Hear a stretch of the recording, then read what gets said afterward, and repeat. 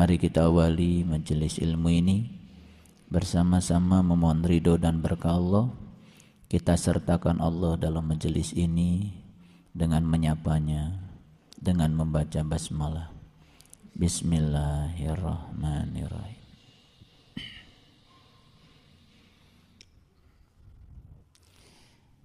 Di dalam Al-Quran ada pernyataan faman syahida minkumus syahra falyasumhu. Ini pernyataan yang sangat luar biasa. Tidak perlu ditakwil, tidak perlu kemampuan bahasa Arab yang terlalu tinggi. Faman syahida minkumus syahra falyasumhu. Faman, barang siapa, syahida. Syahida itu artinya adalah menyaksikan. Minkumus syahra, ya.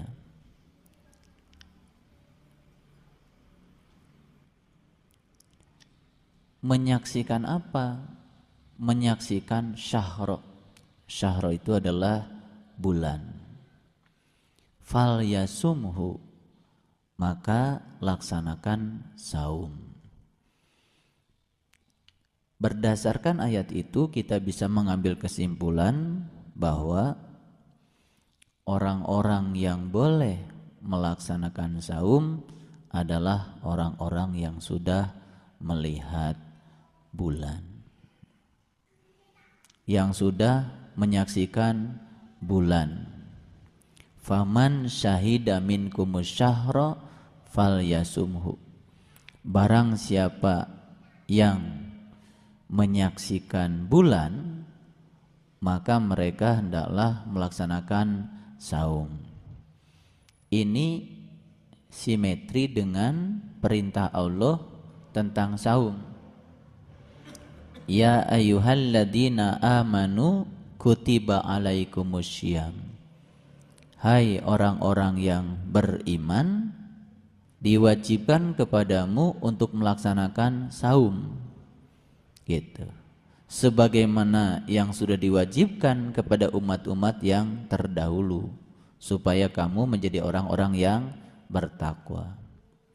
Jadi syarat saum itu di satu ayat Allah mengatakan harus dengan iman. Itu syarat saum. Nah, ternyata syarat saum yang kedua di ayat lain adalah harus melihat bulan, gitu. Nah, sekarang persoalannya adalah apa hubungannya iman dengan melihat bulan, ya kan? Ini harus dipahami secara jernih, cerdas, agar kita bisa mendapatkan kesimpulan dari dua pernyataan yang berbeda yang seakan-akan memang berbeda.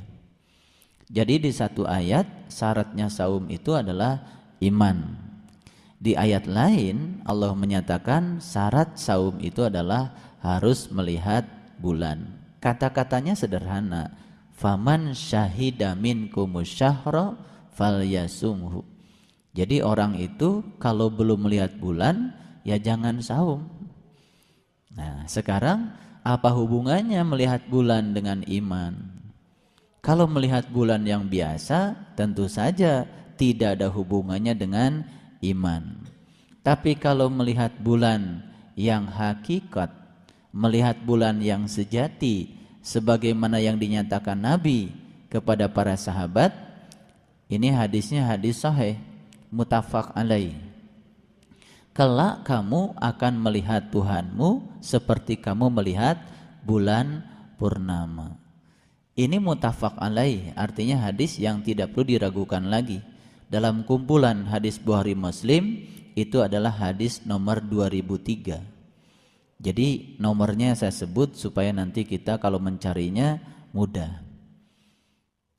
Ini yang harus dipahami secara cerdas. Jadi ternyata syarat saum itu di satu sisi harus iman, di sisi lain harus melihat bulan. Jadi tidak ada kewajiban saum kalau belum melihat bulan. Makanya yang dihaikan hanya orang-orang yang beriman. Jadi kalau begitu tentu saja ada hubungan antara melihat bulan dengan iman. Merujuk kepada hadis Nabi yang mengatakan man shoma Ramadan imanan wahtisaban. Nabi sendiri mengatakan ya, orang-orang yang saum di bulan Ramadan itu harus dengan iman. Makanya orang yang saum dengan iman ghufirallahu ma taqaddama min dambik. Maka Allah akan mengampuni segala dosa-dosanya. Makanya ada pernyataan ya, sebagian dari bulan Ramadan adalah bulan ampunan yang ujungnya itqum minan nar, dibebaskan dari api neraka. Nah, bagi orang yang sudah bisa mengalami bagaimana menyaksikan bulan sejati di dalam dirinya, maka sebetulnya itulah orang-orang yang akan memahami perintah saum harus dilandasi dengan iman. Nah, saum yang semacam inilah yang akan mengantarkan hamba-hamba Allah menjadi orang yang bertakwa. Jadi banyak orang yang saum cuma sekedar menahan lapar dan dahaga, saum syariat, saum raga. Nah, tidak menyentuh pada wilayah jiwa, akibatnya saum yang semacam itu tidak akan pernah mengubah kesadaran. Nah, oleh karena itu beruntunglah mereka-mereka yang sudah bisa saum dengan iman, ya, karena sudah menyaksikan bulan. Walaupun bulan yang disaksikan pertama kali mungkin saja sabit dulu, ya. Tetapi bulan sabit itu kemudian akan berubah menjadi purnama pada saatnya. Pada kesempatan yang penuh berkah ini, saya akan mengajak turun dulu ke bagian bawah. Kita lihat Quran surat Al-Baqarah mulai dari ayat 142. Mudah-mudahan kita punya kesempatan untuk mengkajinya sampai ayat yang 158 tentang manasik haji. Nah, kenapa demikian? Karena ini penting untuk kita pahami, dikaitkan dengan pemahaman kita tentang surat Al-Baqarah ayat 189 yang menyangkut bulan sabit. Saya akan bacakan sekali lagi. Mereka akan bertanya kepadamu tentang bulan sabit. Nah, ternyata Allah menyatakan bulan sabit itu adalah tanda waktu bagi manusia dan tandanya haji. Oleh karena itu Allah menyatakan di ayat berikutnya, bukanlah suatu kebajikan memasuki rumah dari belakangnya, tapi kebajikan itulah kebajikan orang yang bertakwa. Lalu Allah menyatakan siapa orang yang bertakwa, yaitu mereka yang sudah bisa memasuki rumah dari pintu-pintunya. Itulah orang-orang yang beruntung. Jadi ternyata memasuki rumah Allah yang sejati itu tidak ada jalan lain kecuali memasukinya dari pintu-pintu yang sudah disediakannya. Kalau memasukinya lewat jalan lain, dalam bahasa Quran lewat jalan belakang, maka itu bukanlah suatu kebajikan. Banyak orang yang merasa dirinya sudah memasuki rumah itu, tapi lewat jalan belakang. Kata Allah, bukanlah itu merupakan suatu kebajikan, karena kebajikan itu adalah kebajikan orang yang bertakwa. Siapa orang yang bertakwa? Yaitu orang yang memasuki bait itu dari pintu-pintunya. Itulah orang-orang yang beruntung. Nah, sekarang timbul lagi pertanyaan, saum itu untuk menghasilkan orang yang bertakwa. Saum itu syaratnya dua. Yang pertama harus iman, yang kedua harus melihat bulan. Sedangkan di ayat lain Allah menyatakan orang yang bertakwa itu adalah orang yang memasuki baitnya dari pintu-pintunya. Nah, ada lagi suatu hubungan kalau begitu. Jadi kalau begitu saum itu ada kaitan dengan memasuki rumah dari pintunya. Nah, kalau orang yang sudah bisa memasuki rumah lewat pintu itu, kemudian dia itu menghindarkan segala kehidupan-kehidupan yang bersifat duniawi, itulah saum yang sebenarnya, itulah saum hakikat. Maka orang yang saum seperti itu paling tidak dia akan menyaksikan bulan sabit, paling tidak ya. Nah, syukur-syukur kalau menyaksikan purnama, syukur-syukur kalau menyaksikan 1000 bulan. Nah, itu namanya Lailatul Qadar. Jadi semua itu petanya menjadi amat jelas ya kalau kita membacanya secara komprehensif Al-Quran itu. Tapi kalau kita mengartikan takwa berdasarkan persepsi kita, mengartikan saum berdasarkan kebanyakan orang melakukannya, menerjemahkan Lailatul Qadar seperti orang memahaminya, tidak langsung kita tujukan pada Al-Quran, kita akan mendapatkan pemahaman yang parsial, artinya tidak menyeluruh. Jadi semakin kelihatan ya tautan konsep antara satu bagian dengan bagian yang lainnya. Nah, makanya kenapa saya bilang tadi mudah-mudahan kita bisa kupas dari ayat 142 sampai ayat 158. Karena di ayat 158 itu murni cerita tentang manasik haji. Jadi ada hubungan ternyata saum dengan haji. Luar biasa sebetulnya. Baik, apa isi dari Quran surat Al-Baqarah ayat 142? Isinya sebetulnya cerita tentang kiblat. Ya. Saya sering mengulang-ulang, kalau kita pergi umroh, pergi haji, maka ziarah di Madinah itu kan dimulai dengan ziarah di Masjid Quba. Nah, dari Masjid Quba kemudian kita menuju ke Jabal Uhud. Uhud itu dari Ahad. Ahad itu sebetulnya adalah 1. Nah, setelah dari Jabal Uhud kemudian kita menuju Qiblatain. Dari Qiblatain baru kita pulang menuju Madinah Al-Munawwarah. Itu adalah suatu etape perjalanan ziarah yang diajarkan Rasulullah. Nah, Masjid Quba apa? Masjid Quba itu adalah masjid yang dibangun atas dasar takwa. Cerita takwa lagi. Jadi cerita Quba itu cerita takwa lagi.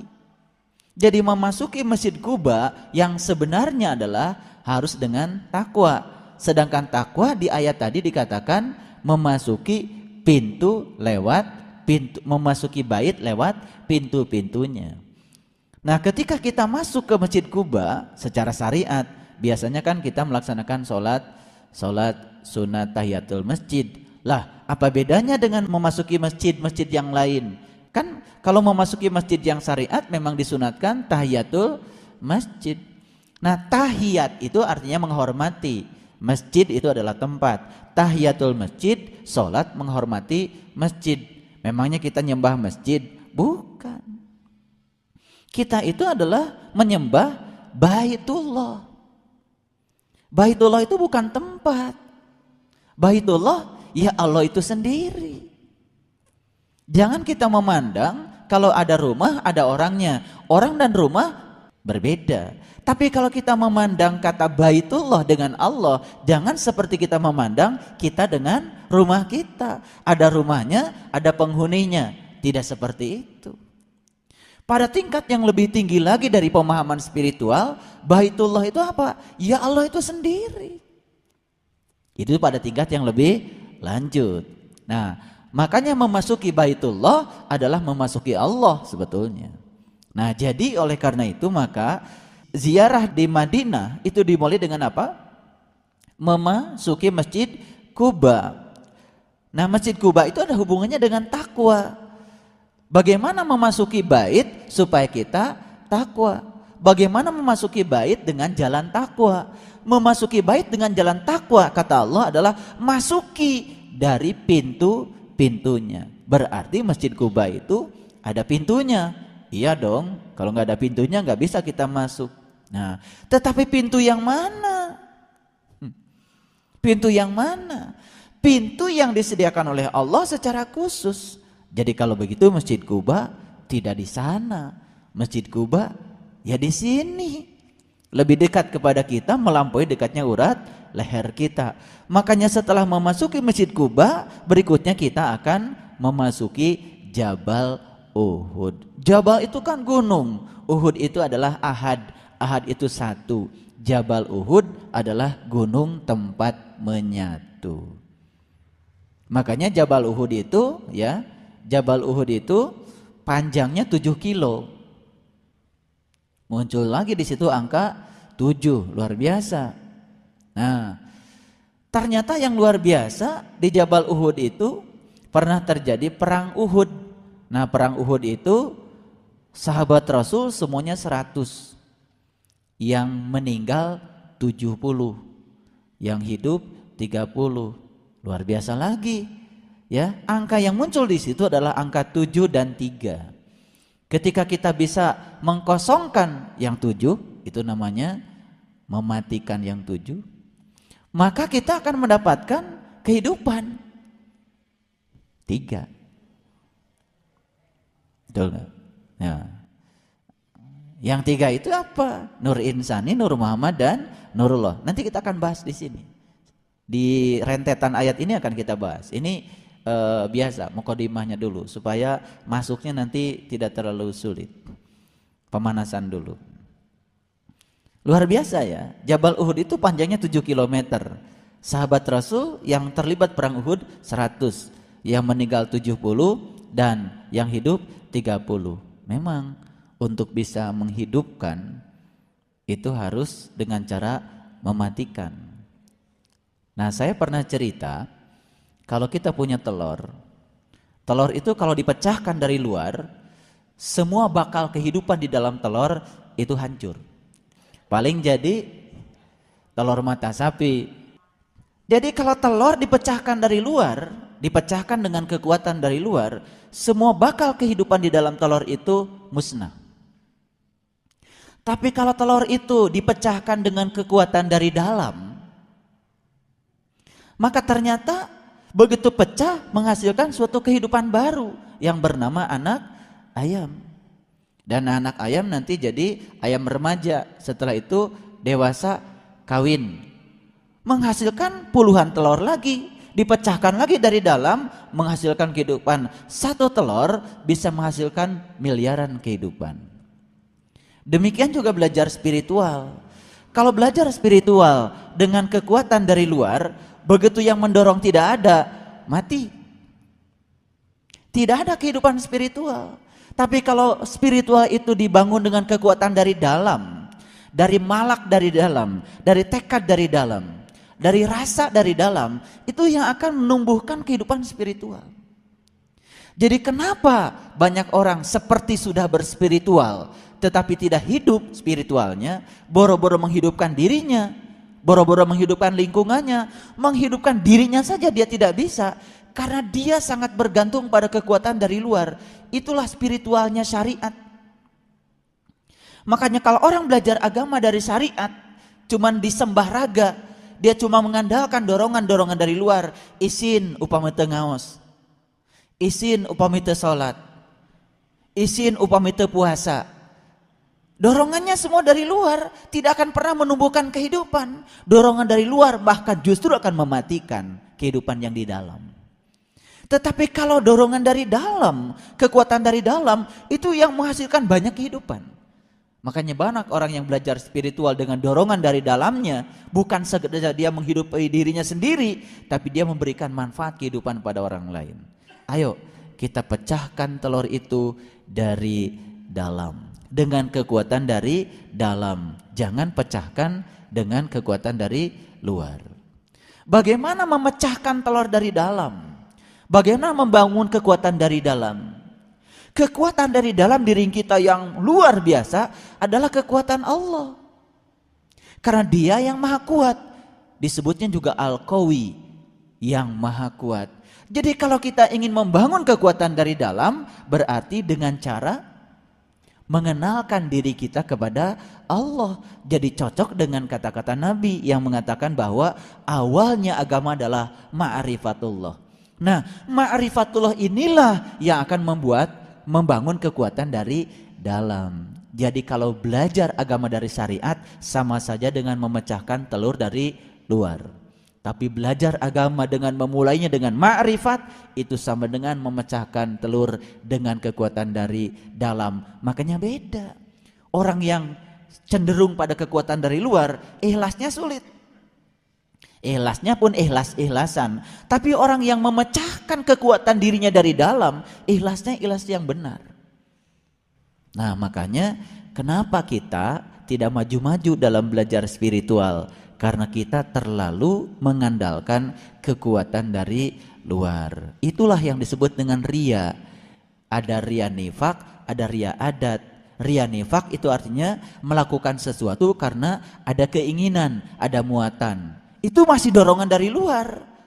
Dorongan dari luar. Mau tahajud karena ada keinginan. Itu keinginan itu dari luar. Mau duha karena ada dorongan dari luar. Itu dari luar. Makanya tahajudnya rajin, duhanya rajin, tapi tidak tumbuh spiritualnya. Karena dia didorong oleh kekuatan dari luar. Ada lagi yang disebut dengan ria adat. Ria adat itu apa? Melaksanakan sesuatu karena bergantung pada adat. Lumrahnya orang seperti itu. Nah, ikut Jumatan karena lumrahnya. Di sini pada Jumatan. Ikut tarawih karena lumrahnya di sini pada tarawih. Itu namanya ria juga. Cuman rianya ria adat. Dorongannya itu dari kultur. Dari kebiasaan orang melakukannya. Itu juga tidak akan pernah menumbuhkan spiritual. Jadi saya berikan pencerahan sekarang. Kenapa banyak orang yang sepertinya sudah cukup rajin dalam beragama tapi tidak tumbuh rasa kasih sayangnya? Tidak tumbuh kepeduliannya, tidak semakin dewasa, tidak semakin berjiwa besar.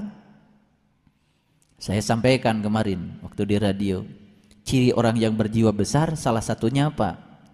Orang yang berjiwa besar bisa mengolah kegagalan menjadi sesuatu yang berarti untuk menuju kepada suatu kesuksesan. Bahkan kesuksesan dia dibesarkan lewat kegagalan karena dia berjiwa besar. Tapi orang yang berjiwa kerdil, dia akan ditenggelamkan justru oleh kegagalan. Jadi kalau ada orang yang tenggelam karena kegagalan, itu artinya karena dia berjiwa kerdil. Tapi kalau ada orang yang bisa membuat kegagalan menjadi kesuksesan yang luar biasa, itu karena dia berjiwa besar. Bahkan dia menyadari bahwa sesungguhnya kegagalan adalah suatu proses untuk membuat kesuksesan baru bagi dirinya. Dia akan bangkit. Karena apa? Karena dia berjiwa besar. Saya sering katakan, gagal 7 kali tapi bangkit 8 kali. Itulah orang yang berjiwa besar. Nah, kapan orang berjiwa besar? Kapan berjiwa lapang? Kalau dia sudah menyertakan Allah ke dalam dirinya yang maha besar, yang maha lapang. Betul? Jadi masuklah ke Kuba untuk apa? Untuk menguhud, untuk mengesa bersama Tuhan. Nah, kalau sudah bisa mengahad bersama Allah, baru kita lanjutkan perjalanan kita ke kiblatain. Apa kiblatain? 2 kiblat. Nah, 2 kiblat secara syariat dipahami oleh umat Islam. Kiblat kita yang pertama dulu adalah ke arah Yerusalem, ke Palestina. Kemudian dirubah kiblatnya ke Makkah Al-Mukarramah. Kalau kita mikir secara logika, Palestina materi, Makkah juga materi. Palestina tempat, Makkah juga tempat. Jadi sebetulnya kalau kita itu mengubah kiblat hanya dari tempat ke tempat, itu namanya belum mengubah kiblat, belum kiblatain.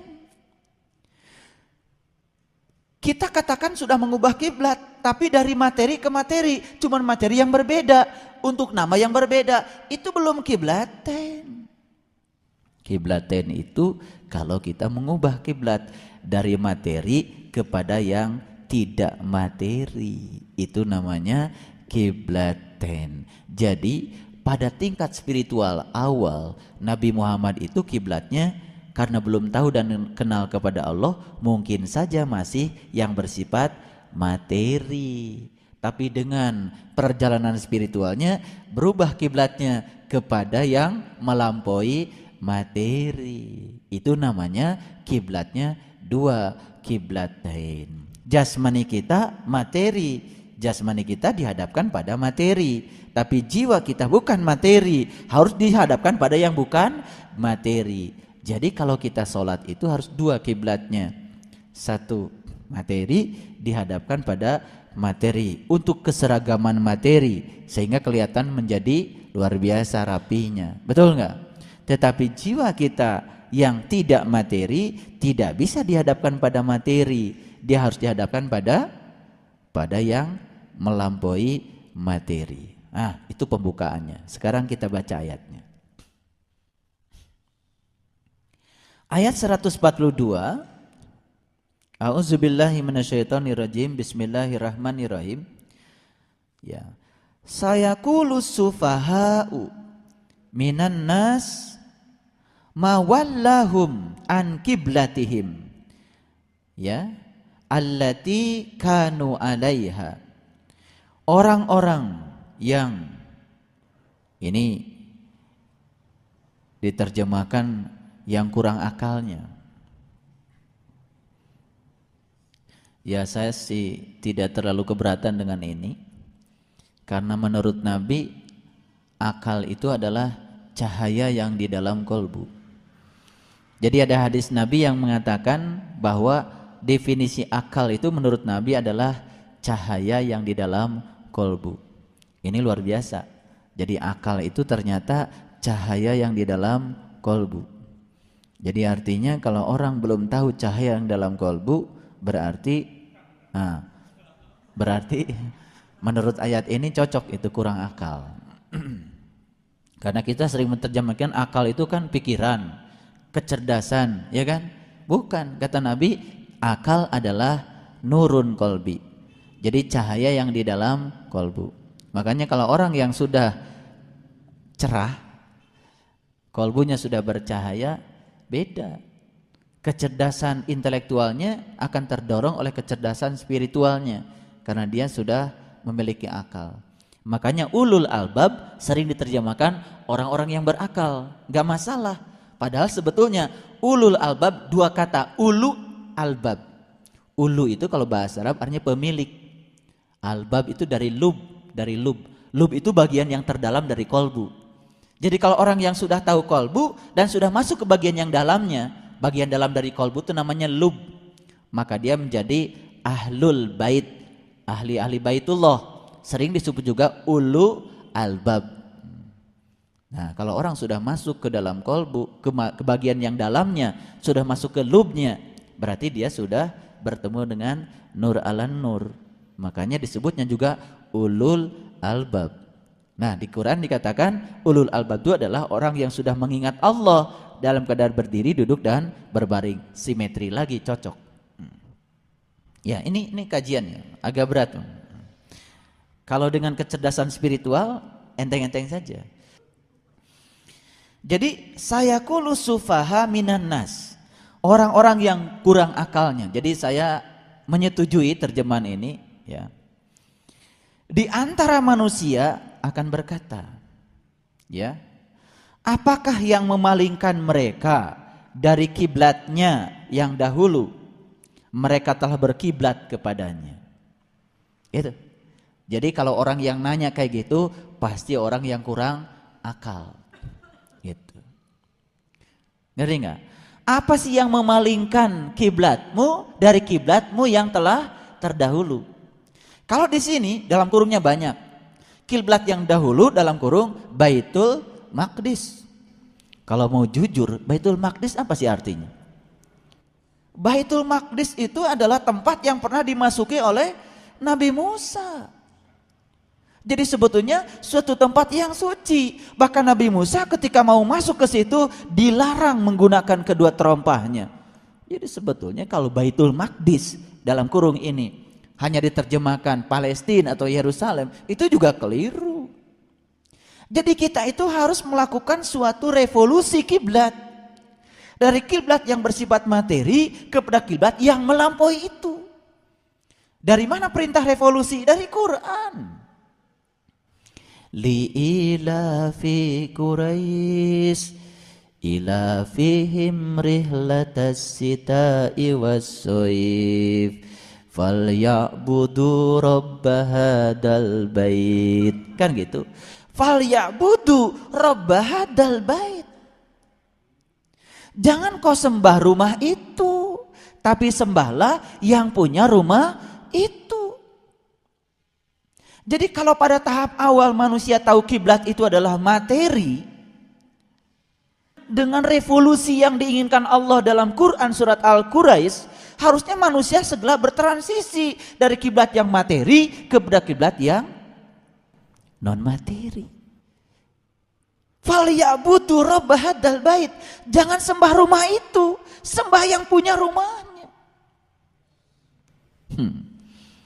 Orang begitu nyampe di Masjidil Haram yang pertama kali nyampe sana, langsung histeris, teriak-teriak. Kenapa dia teriak? Itu adalah kerinduan kepada Allah. Baru ketemu simbolnya saja sudah begitu histeris. Yang paling berbahaya ketika dia merasa bahwa dia telah sampai di rumahnya. Kemudian dia berkeliling 7 kali dan merasa sudah menjadi tamunya. Ya Allah, mau berkeliling 70.000 kali, kalau masih di luar belum jadi tamunya, dan otomatis tidak akan pernah disuguhi apa-apa. Ya tamu baru disuguhi kalau sudah duduk di dalam. Duduk di dalam, sopan, baru disuguhi. Kan Allah bilang, innalladzina qalu rabbunallah, sesungguhnya orang-orang yang sudah menyatakan Tuhannya adalah aku, Allah, sumastaqamu, kemudian menjalankan istiqomah, tatanazzal alaihimul malaikah, aku akan turunkan malaikah, aku akan bangun tekadnya, aku akan bangun karepnya. Alla takhafu wa la tahzan, aku hilangkan segala rasa takut dan rasa khawatirnya, karena dia sudah merasa cukup bersama Allah. Kan di Quran surat Ad-Duha yang sudah kita bahas, wa wajadaka ailan fa'agna, aku dapati kamu dulu selalu merasa kekurangan, walaupun apa yang kamu mau sudah aku penuhi.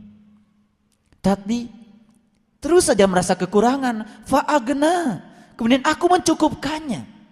Ternyata perasaan kekurangan itu tak bisa dicukupkan dengan kelebihan harta. Perasaan kekurangan itu hanya bisa dicukupkan dengan Allah. Jadi dulu kita mengatakan orang kaya adalah orang yang memiliki harta. Betul? Nah, sekarang saya kasih definisi baru. Ya, orang kaya memiliki harta dan dia dimiliki oleh hartanya, sebetulnya dia berubah menjadi orang yang sengsara. Paham? Dia kaya. Menurut kacamata kita, dia kaya karena memiliki banyak harta. Padahal kalau kita deketi dia, kunaon ibu teh, ayeuna mah asa tarangaos, sibuk. Gimana tuh dah? Upama teh dilongokan pabrik nu itu kumaha? Pabrik nu ieu kumaha? Pabrik nu itu kumaha? Kalau kita jujur saja, kata memiliki itu sudah berubah bagi dia. Dia sebetulnya tidak memiliki harta, tapi dia dimiliki oleh harta. Kalau orang yang memiliki harta, biasanya dia kendalikan semua yang dia miliki. Kalau dia sudah dimiliki oleh harta, dia sumbangkan seluruh jiwa, raga, dan kehidupannya untuk hartanya. Saya mau tanya, banyakkah orang yang dimiliki harta? Nah, sengsara itu. Nah, orang kaya itu adalah orang yang memiliki harta dan sesungguhnya dia memiliki tidak dimiliki. Hati-hati ya. Banyak orang yang disusahkan dengan yang dia punya. Sebetulnya dia sedang dimiliki oleh hartanya. Jadi sebetulnya dia itu miskin banget karena dia tidak memilikinya. Makanya malamnya gak tidur karena dia masih dimiliki oleh hartanya. Tidurnya pun disita oleh hartanya untuk diabdikan seluruh kehidupannya pada hartanya. Sebetulnya dia tidak memiliki. Kesimpulan, banyak yang memiliki atau dimiliki. Mudah-mudahan kita kalau punya kelebihan harta tidak dimiliki olehnya, tapi kita memilikinya. Sederhana ya kalimatnya. Teruskan. Apakah yang memalingkan mereka dari kiblatnya yang dahulu mereka telah berkiblat kepadanya? Jadi kalau orang yang akalnya sempurna, dia itu ada kejujuran di dalam dirinya. Masa iya saya berkiblat sama ini? Ini kan cuma batu. Ini yang akalnya sempurna nih, akalnya sempurna. Ini kan cuma batu, tidak berdaya, yang bikin juga manusia. Maka saya berkiblat sama yang ini. Timbul suatu kegelisahan dalam dirinya mencari kiblat yang satu lagi. Ini yang akalnya sempurna. Tapi yang kurang akalnya malah ngeyel. Ngapain kamu cari kiblat yang lain lagi? Kan cukup ini. Itu kira-kira kalau menggunakan bahasa saya. Ngerti nggak? Jadi Quran itu harus dibahasakan dalam bahasa yang lebih jernih gitu supaya jadi kelihatan yang punya akal dengan yang nggak punya akal. Berapa tahun kita juga nggak berakal. Betul nggak? Tapi kalau disebut nggak berakal, pasti marah. Marah luar biasa. Saya ini manusia sempurna. Dan kesempurnaan manusia itu justru akalnya. Iya. Kesempurnaan manusia itu adalah akalnya. Bahkan di Quran dikatakan manusia yang sudah menggunakan kolbunya untuk memahami, itulah manusia. Tapi manusia yang belum menggunakan kolbunya untuk memahami, dia adalah binatang. Bahkan lebih sesat dan lebih hina daripada binatang. Jadi bedanya manusia dengan binatang itu menurut Quran sederhana. Yang satu sudah menggunakan kolbunya, yang satu belum menggunakan kolbunya. Yang sudah menggunakan kolbunya terang benderang, yang belum menggunakan kolbunya gelap gulita. Cocok dengan definisi Nabi, akal adalah nurun fi kolbi, yaitu cahaya yang ada dalam kolbu, itu akal. Awas, jangan bilang saya ini kan pangkatnya juga udah tinggi pak, saya ini kan sudah guru besar. Gak ada hubungan. Gak ada hubungan, ya. Jadi tidak bisa kita menjustifikasi kemuliaan manusia dengan gelar akademik, apalagi kepangkatan. Gak bisa. Ya, Nabi Muhammad juga tidak pernah dapat gelar fungsional. Manusia sempurna. Baik, kita teruskan. Sampai sini ngerti ya? Oke, teruskan lagi. Katakanlah, kepunyaan Allah lah timur dan barat. Dia memberi petunjuk kepada siapa yang dikehendakinya ke jalan yang lurus. Subhanallah. Jadi ketika kita gelisah, masa iya kiblat saya yang kayak gini? Masa iya saya harus mengkiblati yang kayak gini? Gitu. Kalau ada keraguan, kemudian dia mencari, maka Allah bilang, Yahdi mayyasha ila sirati mustaqim.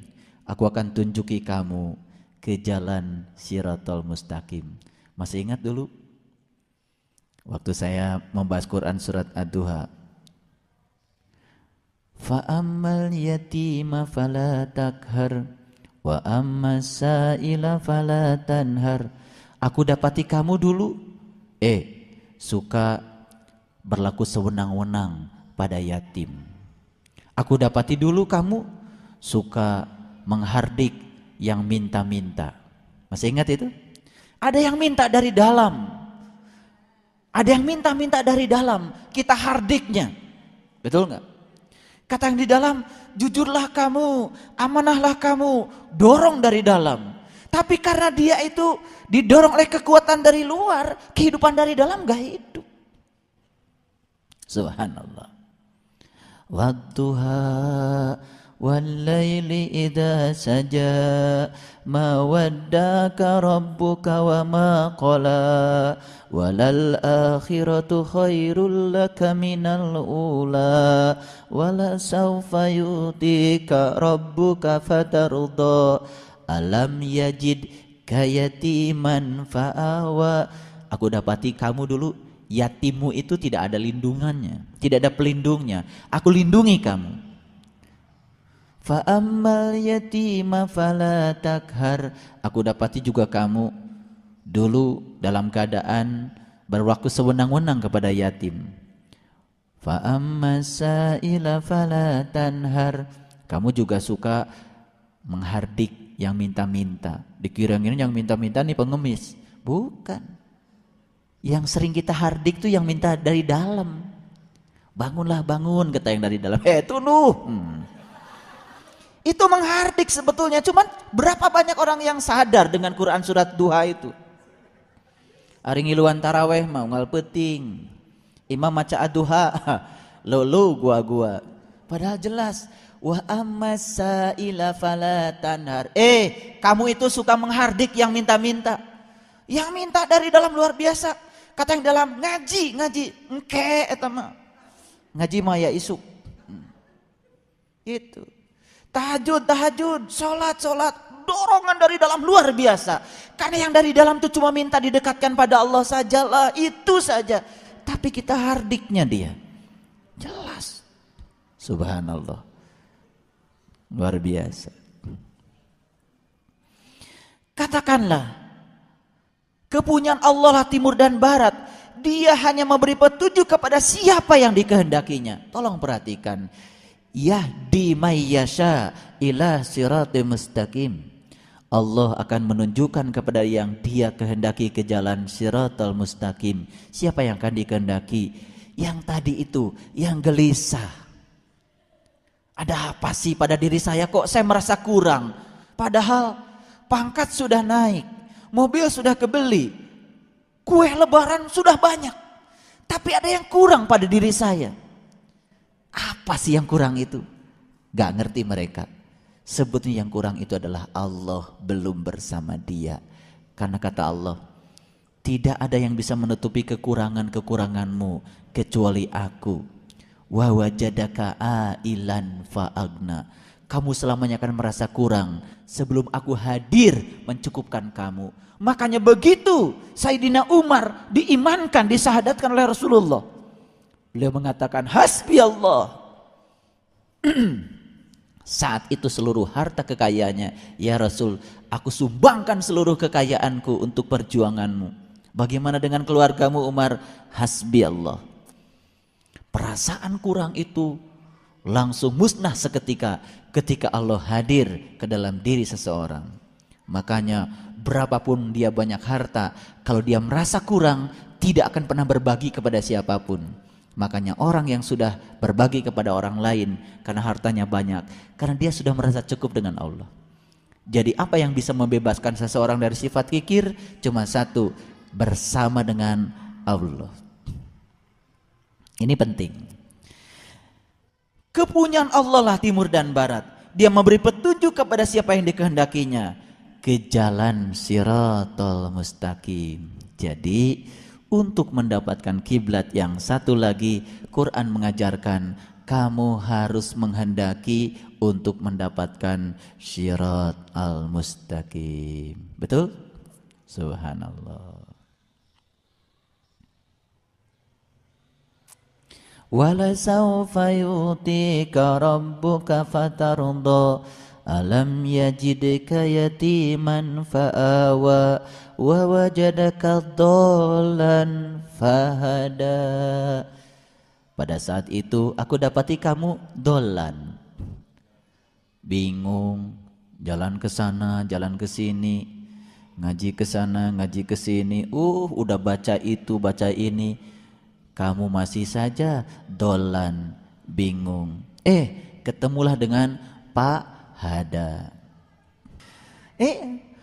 Wa wajadaka dolan, kamu saat itu bingung. Fahada, ketemulah dengan Pak Hada. Setiap sholat baca itu nggak ngerti-ngerti. Ternyata supaya tidak dolan-dolan terus, ketemulah dengan Pahada. Pahada yang memberi petunjuk. Begitu ketemu dengan Pahada, alhamdulillah dapat petunjuk. Setelah dapat petunjuk, wa wajadaka ailan faagna. Semua perasaan kekurangan itu hilang. Perasaan gelisah hilang. Tidak cemas lagi dengan ketiadaan, tidak terlalu juga sombong dengan apa yang ada, hidup biasa-biasa saja karena sudah dicukupkan dengan Allah. Luar biasa. Jadi kalau sudah ketemu dengan Pak Hada, luar biasa. Makanya nggak usah cari siapa-siapa, cari aja Pak Hada. Udah jelas di Quran. Ya. Saya sengaja bahasakan pakai bahasa yang gampang.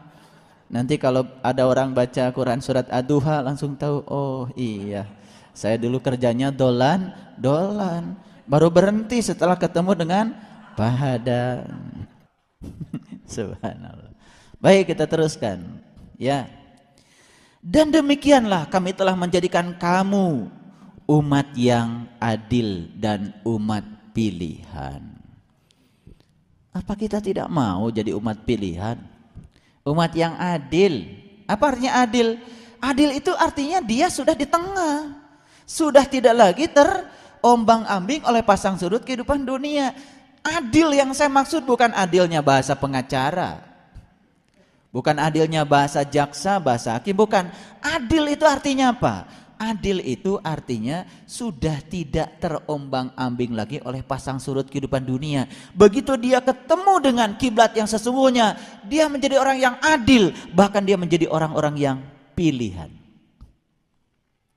Oh, jadi orang pilihan itu luar biasa. Siapa yang memilih? Yang memilih adalah dirinya sendiri untuk menjadi orang pilihan. Betul? Tetapi ketika kita memilih diri kita untuk menjadi seorang yang pilihan, maka kita membiarkan diri kita untuk diproses menjadi seorang manusia yang terpilih. Betul nggak? Saya mau tanya, kalau kita mau milih beras dari yang belum segon tahu? Segon. Kan kalau kita menumbuk beras supaya berasnya terpisah dengan kulitnya, kan diayak dulu, ditapi dulu, betul nggak? Berulang-ulang sampai mendapatkan yang pilihan. Kita aneh, ingin jadi manusia terpilih, ingin dipilih, tapi ketika Allah memproses kita pada suatu proses pemilihan, kita nggak siap, diayak heula, diayak, betul nggak? Iya, ditapi, betul nggak? Di alung-alung heula kan? Iya, di alung-alung heula. Alungkeun ka luhur, kahanap deui. Alungkeun ka luhur, kahanap deui. Ya, ingin jadi yang terpilih tapi pengen tanpa risiko. Aneh. Beras sebelum dipilih di alung-alung heula. Betul nggak? Subhanallah. Alungkeun ka luhur, ragrag deui. Alungkeun ka luhur, ragrag deui. Betul nggak? Akhirnya terpilih dia. Kita baru dialungkan sekali ke rag-rag langsung letoy. Gimana mau jadi pilihan? Diproses oleh Allah. Karena di sini Allah mengatakan orang-orang yang ditunjukkan ke jalan Siratal Mustaqim itu adalah orang-orang pilihan. Jadi kalau dipilih bukan langsung digini sama Allah, kamu dipilih, bukan begitu, diproses. Makanya di Quran surat Al-Ankabut itu dikatakan, ahasiban nas ayutraku ayakuluna amana wa hum la yuftanun? Apa kau mengira akan biarkan kau mengatakan iman sementara aku tidak mengujinya? Dan di ayat berikutnya Allah mengatakan, ujian ini adalah untuk memilih siapa di antara kamu yang benar-benar imannya dan siapa yang imannya palsu. Itu di ayat berikutnya. Jadi yang palsu dengan yang iman itu akan dipilih, diayak. Ya, jadi kalau sampai hari ini kita masih belum siap untuk menjadi orang yang terpilih, karena kita tidak membiarkan diri kita untuk dipilih, sampai kapanpun tidak akan pernah menjadi manusia pilihan. Ya, kuncinya itu saja. Hoyong nanti no rawas wae. Ya Allah.